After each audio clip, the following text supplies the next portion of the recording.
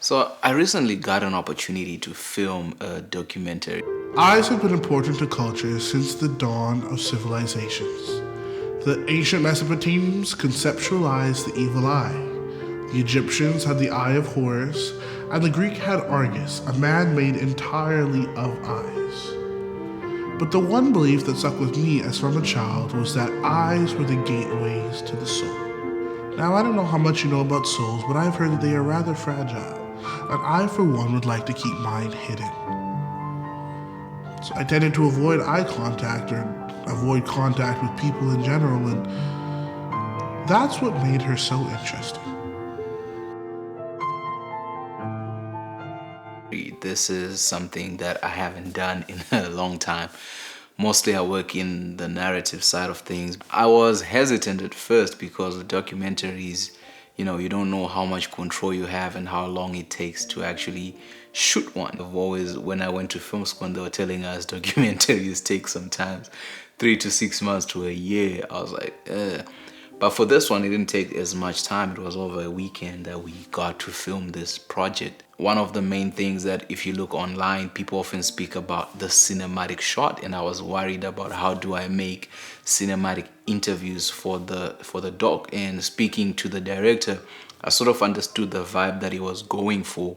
And for me, working as a DOP, this is the beauty of it is you now know like a lot of pressure is taken down. It's about, okay, within these parameters, how can I introduce my voice and how can I do something for him that he likes. So part of it was we looked at Netflix, we looked at certain references just to see what type of vibe we were going for. And the first thing that the director told me was, I don't really want a lot of things in my shots. He wanted a black void behind him. So with that is I knew the challenges that we were going to face, right? So in order to create a black void behind somebody, the first thing that you worry about is how do you light it, because light spills over into everything. So there's a lot of shaping of light that needs to happen, and then the location determines. So once we were on location, one of the main things that we had to think about was how do we control the light, how do you get enough light onto the subject and make sure we don't have light spilling into the background because we want to create the black void. One of the challenges that we had is we only had 2 lights to film, one aperture 600, I think it's a 600D, and the aperture 300D as well. So with those 2 lights, the 600 was overpowering the 300, so we ended up not really using it, and we relied on the 300 as the key light, and then we had a bounce board, a silver bounce board, so we were bouncing it into his shadow, coming back to create the field for the other side. And then one thing that I wish I had done in this was to have a light, like 3-point lighting, to have a light behind him just to create the separation from the background. I don't know how that would have looked in the end, but for what we have, and then in the background we just had a negative fill hitting him to create the black void behind him. And one of the challenges that I had was our subject was wearing a black t-shirt, and he's also of dark skin, so that creates a whole different animal in front of the camera for what you're trying to film. And it's like, how do I create enough light to be able to separate our subject from the background and to create enough information for the camera to capture, but also making sure that the director is getting what he wants. And in as much as it was challenging, we got it done. We got it done to a satisfactory thing. One of the inspirations for the shorts, so if you watch, there's a guy called Patrick Bay David. If you watch his videos, there's a lot of videos where he shoots, it's him and there's a black backdrop behind him. And I was challenging her. I said, listen, who do you want to be? What do you want to do with your life? And I said, why are you not giving your all to being your best? What is it? That's something that I've always wanted to achieve. Like, I never knew how they got it. People have told me that you just have to put a black cloth behind him and you get it. That's how he does his thing. But also you have to think about the resources that you have, and that's how we ended up creating this. Another thing that was very inspirational for the framing was 13th by Eva DuVernay. We took a lot of liberty in just copying some of the ways that they framed it, and then the director ended up using the shots that he wanted for these interviews. A tip that I have, if you're gonna work on trying to make a cinematic interview, I feel like a lot of things just boil down to composition, and then lighting for your composition, and making sure that you utilize the space that you're in, and whatever it offers you. One thing they tell us is when you are filming inside a house or inside a space, always use the L shape of the wall to put your subject in the middle, and then that way people can you can sort of play with it. That is one tip that is out there. But for me, my framing is usually row of thirds. I put somebody on the top third. I haven't really, it's only lately that I've started playing with center framing. It's something that is shunned upon by a lot of people, but me, I like it, because with the center frame, I think for me, it just came from using the Helios lenses where they only focus on what's in the middle and everything else. There's a big fall off, but I like the framing that you get from there. So you have to come up with your own compositions. The other thing that I did on this documentary was we had to do a lot of run and gun. So this was a very small crew.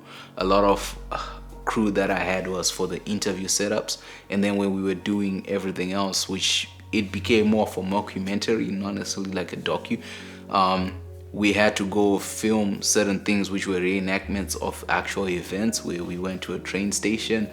When we were at the train station, one of the challenges that I had is you cannot control the light, you cannot really control the frame, because when the train stops and people walk out, they're just gonna do what they have to do. They don't care about, oh, you just had the sun just dip behind the clouds and you want to film right now. They don't care about that. So when we were there, it was also just the framing that we were going with, where I had to do a lot of clean singles, a lot of over the shoulder, a lot of what the director wanted also was just a lot of eyes, so where we had to film in the eyes. And the challenges that I had with this was I needed an ND, but that because I'm outside, what you have is the background is super bright, and then the person, there's not much exposure on them, because what I wish I had brought is I don't have it here, but I have a 1 foot light which I could have brought, where when we're in the close-ups we could have at least put some light onto the talent, but we didn't do that. So one of the biggest challenges I was having was underexposed person, overexposed background, and that was very tricky. But the NDs helped me reduce a lot of the it's like you're more of exposing for the highlights than for the person. So it's tricky in those spaces, which when I'm inside, what you're trying to do is to expose like when I have control of the lights, you sort of try to expose inside to match outside, or just to make sure that you have that under control. And then it was a lot of handheld because we were running and gunning it. So one thing that I learned about having a handheld camera is you want to make it as heavy as possible so that it's steady and your arms don't shake, which mine tend to do. But also you want the challenge that we had is we have to keep the camera super light, so that when you're filming without permits, no one is really watching what you're doing. To avoid issues with focus, I went with my Sigma 28-70, which is an autofocus. That helped a lot in terms of just making sure that we can get into spaces and get out real quick without creating a lot of issues. A lot of spaces we went in terms of stores will be like, make sure whatever you're shooting is for personal use, please do not use it for commercial gain. I'm like, no worries, it's a documentary. One benefit of having the FX3, like it's very small, so when you enter into spaces, people just think you're a tourist, and you're like, yeah, that's what I am. We just run and gunning it. And for some of the shots that we had, and for some of the challenges also, it was raining. That is something that I didn't anticipate, because fine, people will say you should check your weather, but I didn't check the weather app. It was raining, so you constantly worried about the camera. Like, I know it has weather sealing, but it's like, nah, man, how much risk? I don't want to find out what happens if rain gets into the Sony FX3, like I don't want to be the first person to come like, yeah, hey guys, this is what happened. I took my camera out into the rain. Yeah, I have to buy a new one. But it was quite fun filming outside and just facing that and wrestling with that and seeing. I think one benefit of having a zoom lens for these type of things is sometimes you want to be closer and you don't want to make things uncomfortable. You can just push to a telephoto, so like the maximum it goes to 70, and you're on 70, it feels like you're closer, and that helps you with the shots, you know. And a lot of things that we shot was outside, we're just using natural daylight, and when we were inside, we're just using the lights. And I had a long issue struggle with one of the shot. I had a big issue with one of the shots that we had to film where we were going up and down the train, not the escalator, because what would happen is the way the station is set up, when you're at a certain level, the lights are hidden, and then when you break that level, it just becomes way too bright, and you become overexposed, and this is a singular shot that's supposed to happen. So what we ended up having to do is shoot multiple shots and then cut them together, so that if I'm dropping down in my aperture to make sure that I'm properly exposed for the subject in front of the camera, you have them at different pieces, so then you're cutting around just to make sure that we maintain exposure. And once again, I was very grateful for just having a camera that is lightweight, and then having a lens that is stabilization and the camera stabilization as well in it for those scenes. And yeah, everything else was good. I think working on documentaries, it's something that I enjoy. Setting up interviews, you know, people often say cinematic. For me, one thing that I've learned about cinematic is there's no such thing, you know. Cinematic is just, I feel like it's an experience. It's not a picture, because if you watch a Wes Anderson film and you watch Dune, both are cinematic but in different ways, you know, and that is what we should be aiming for. It's just about creating visual images and speaking a visual language that you like. For me as a cinematographer, what I've done with myself is just task myself with learning different ways of filming and different ways of lighting. You know, the cameras behave in crazy ways.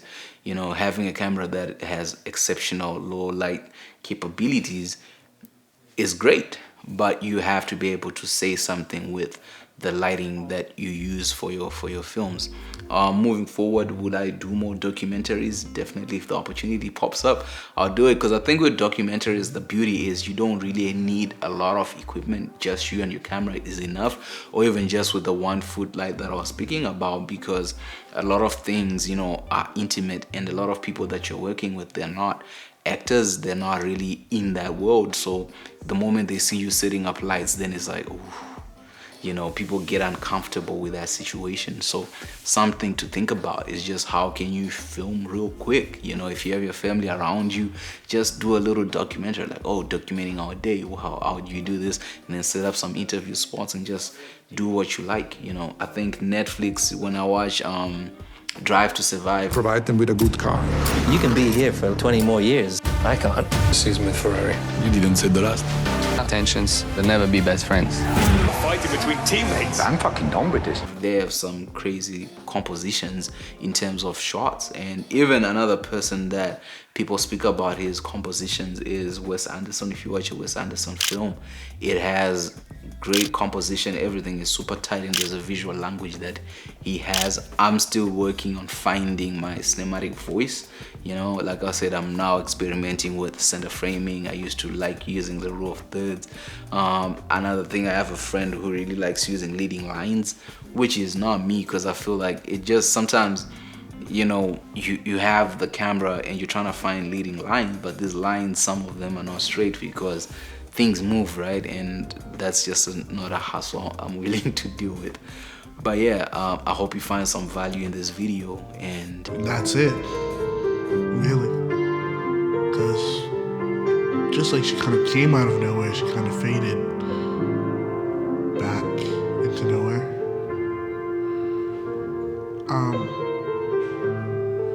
You know, I saw her not too long ago, actually.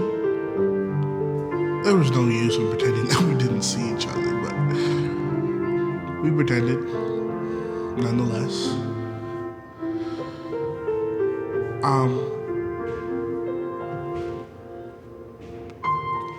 I look back